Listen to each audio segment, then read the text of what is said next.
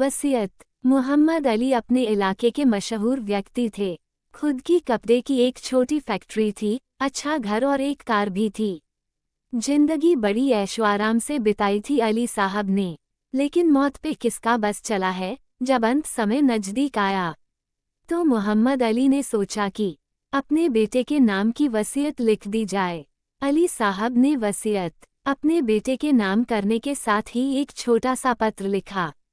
वो पत्र अपने बेटे को देते हुए बोले कि बेटे, इस पत्र को तभी पढ़ना जब तुम मेरी एक आखिरी इच्छा पूरी कर दो।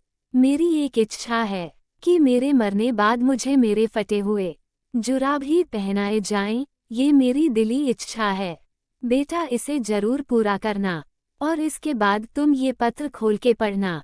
पिता के मरने के बाद जब उनके शव को नहला के लाया गया तो बेटे ने पिता के वही पुराने मौज निकाले और पैरों में पहनाना चाहा। लेकिन वहां बैठे धर्म गुरुओं ने बेटे को रोका कि शव पर कफन के अलावा कोई कपड़ा नहीं पहनाया जा सकता। बेटे ने बहुत जिद की, तमाम उलेमाओं और मौलवियों को इकट्ठा किया गया। बेटे की इच्छा थी कि पिता की ख्वाहिश को पूरा जरूर किया जाए, लेकिन कोई नतीजा नहीं निकला। आखिर हार कर बेटे ने वो पिता का दिया हुआ पत्र खोला तो पढ़कर सन रह गया, उसके रोंगटे खड़े हो गए। पत्र में लिखा था, मेरे बेटे, मैंने जिंदगी भर दौलत जमा की, फैक्ट्री खड़ी की, बड़ा घर बनाया और समाज में एक अच्छी पहचान भी है। लेकिन इन सब के बावजूद भी मैं अपना एक फटा मौजा भी साथ नहीं ले जा पा रहा हूँ। मैंने सारी फैक्ट्री और दौलत तुम्हारे नाम कर दी, खूब पैसा कमाना, लेकिन एक बात का याद रखना, एक दिन मौत तुमको भी आएगी और तुम अपने साथ कुछ न ले जा सकोगे।